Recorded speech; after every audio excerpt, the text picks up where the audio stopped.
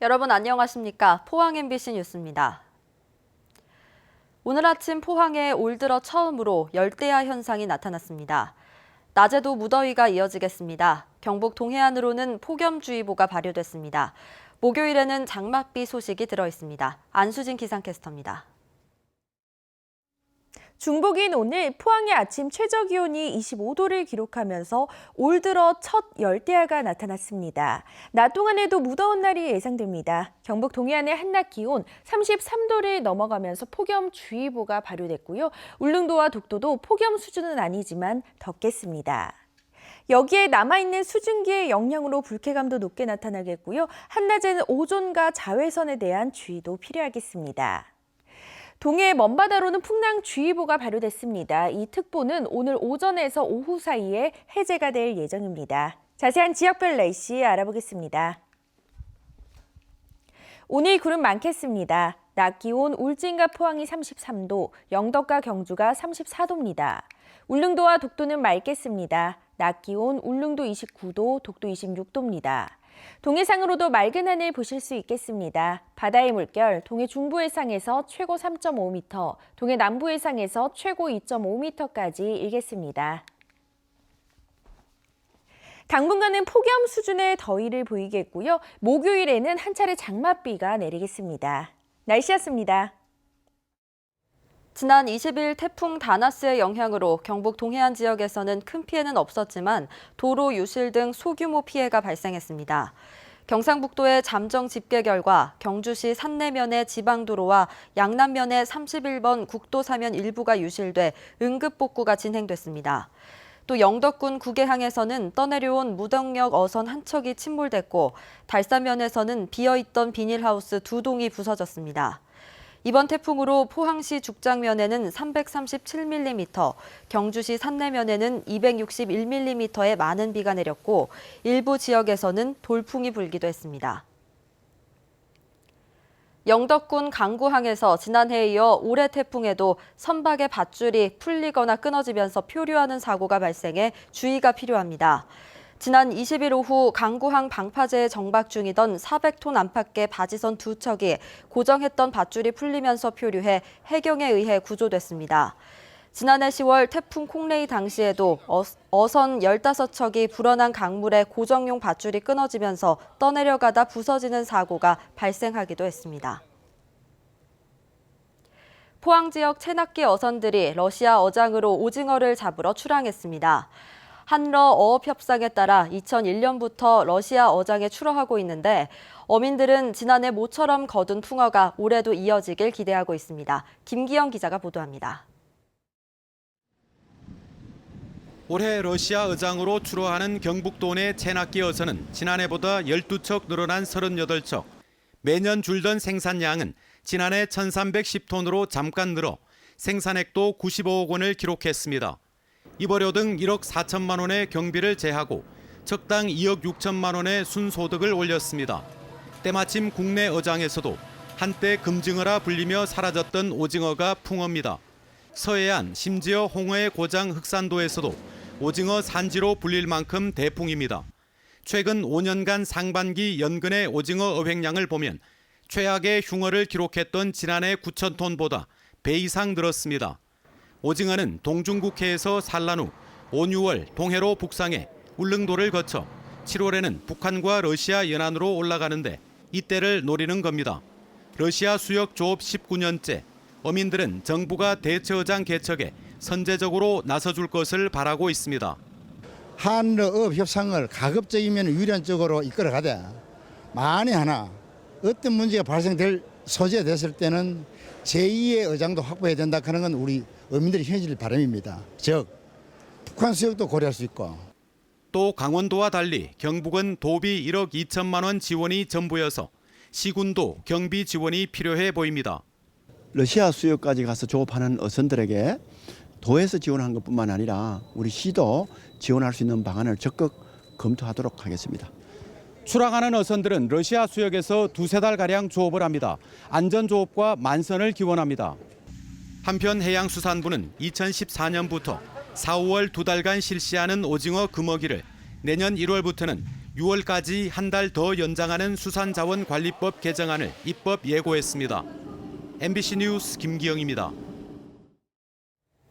국민권익위원회가 지방의회 의원의 겸직정보 투명성 강화 방안을 제시했습니다. 이해충돌 방지를 강화하기 위한 조치로 의원의 겸직 현황 정보 공개를 의무화하고 미신고 또는 허위 신고에 대한 징계 의무화, 위반에 대한 구체적인 징계 기준 마련, 겸직 관련 감시 자문기구 설치 등의 방안을 제시했습니다. 권익위는 지방의회 의원의 겸직에 관한 정보 공개와 처벌 기준 마련으로 지방의정 활동 과정에서 발생할 수 있는 이해충돌 상황을 효과적으로 예방 관리할 수 있기를 기대한다고 밝혔습니다. 포항 전역에 설치된 CCTV가 범죄 예방과 재난 대응에 활용됩니다. 포항시는 범죄나 재난 등 긴급 상황이 발생할 때 포항 전역에 설치된 CCTV 영상을 경찰과 소방서, 포항시 재난상황실이 공유해 신속히 대응할 수 있도록 하는 통합 플랫폼을 구축했습니다. 포항시는 지난해 국토교통부 공모사업에 선정돼 12억 원의 예산을 확보하고 지난 5월 통합 플랫폼을 구축해 시범 운영을 거쳐 이달부터 본격적인 서비스에 들어갔습니다. 경로당마다 산발적으로 진행되던 노인 여가 프로그램이 앞으로는 도내 경로당 전체로 확대됩니다. 이를 위해 도내 전체에서 500여 명의 프로그램 강사가 대거 채용될 예정인데 농촌 지역은 강사 수급 문제가 사업 성공의 걸림돌로 지적되고 있습니다. 홍석준 기자의 보도입니다. 경로당에 배치된 강사가 노인들의 운동과 여가를 돕는 경로당 행복 도우미 사업. 그래서 청와대도 보고를 하고 대통령께서도 상당히 관심을 갖고 우리가 성공을 하면 이건 반드시 국비 사업으로 진행이 돼야 됩니다. 이철우 도지사의 대표 복지 공약이지만 매년 70억 원 넘는 예산 규모를 도의회가 문제 삼으면서 사업이 표류해 왔습니다. 졸속으로 추진된 예산 낭비 사례라는 오명을 들어서는 안 된다고 생각을 합니다. 필요한 경우 원점에서 행복도우미 사업을 재검토해야 한다고 생각하는데 문경과 예천에서 시범 사업을 진행해온 경상북도는 당초 계획대로 500명의 강사를 경로당에 투입하기로 가닥을 잡았습니다. 강사를 단순 파견하는 예천 모델, 강사를 직접 고용해 권역별 관리 책임을 맡기는 문경 모델, 그리고 이 두 가지를 결합한 모델까지 총 3가지 형태가 제안됐습니다. 간이 우울 검사 첩도가 있습니다. 중도, 중간 정도의 우울감을 갖고 있었던 분 17분 중에 15분이 경미한 정도로 낮아졌습니다.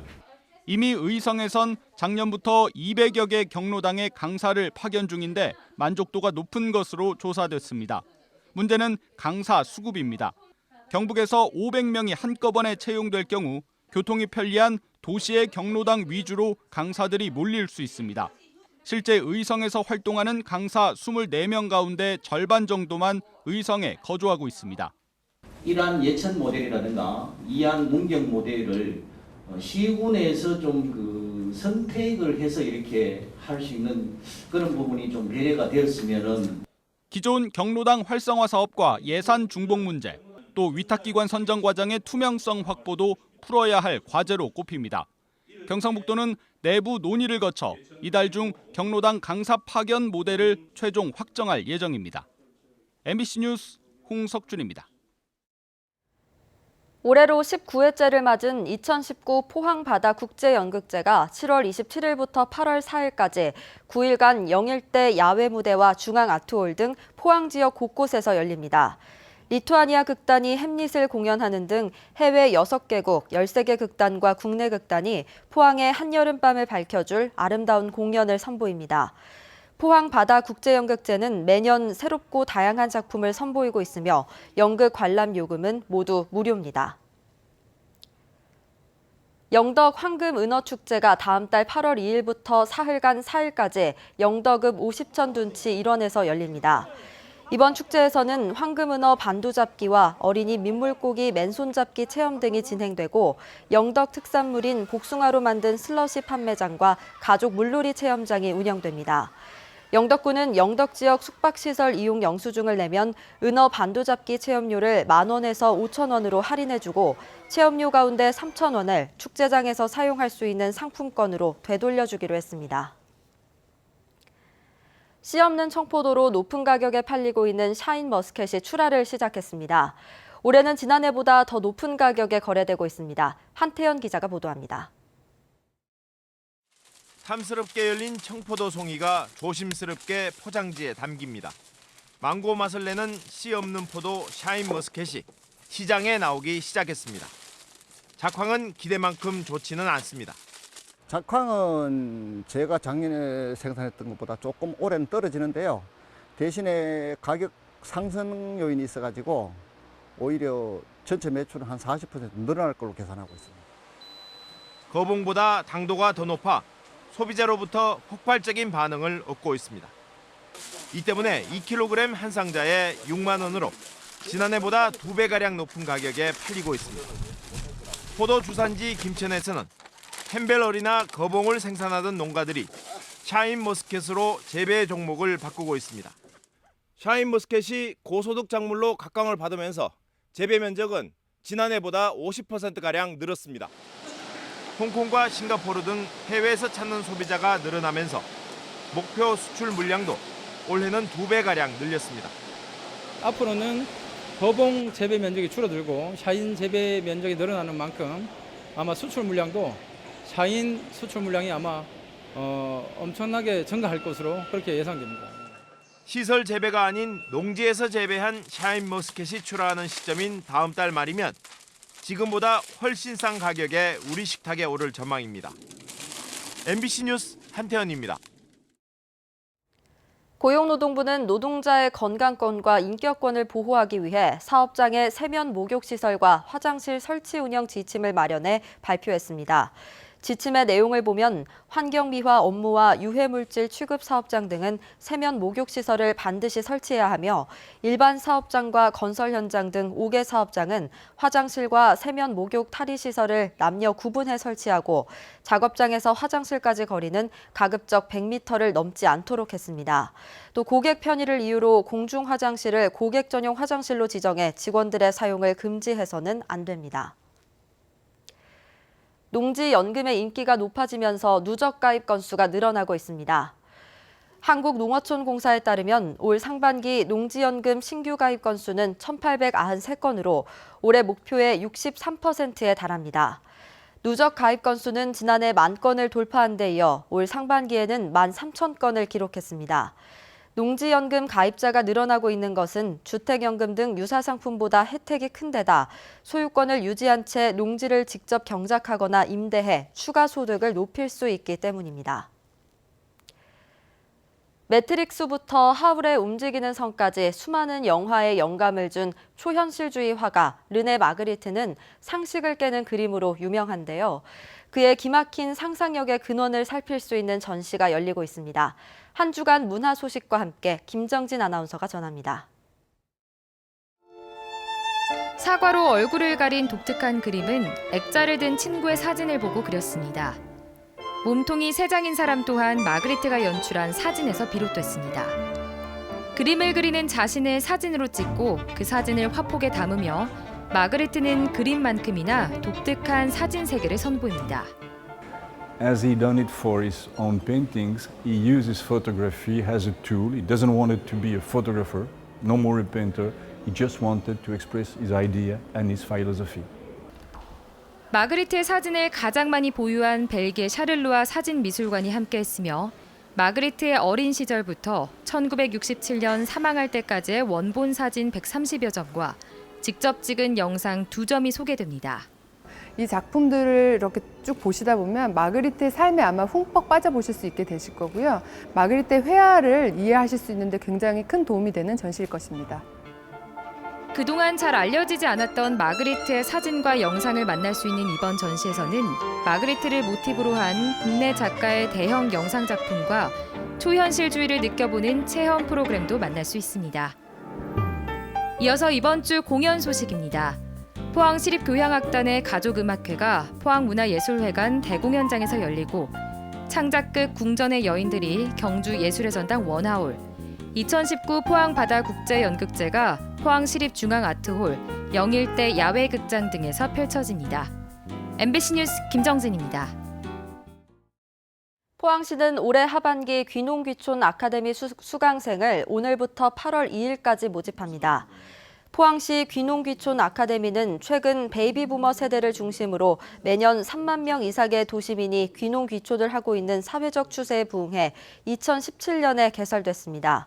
아카데미는 8월 13일부터 주 1회씩 4개월간 운영되며 귀농정책, 농가주택 건축, 버섯, 딸기, 양봉 등 재배기술과 농지 임대차 등의 내용을 강의와 실습, 현장 학습을 활용해 교육합니다.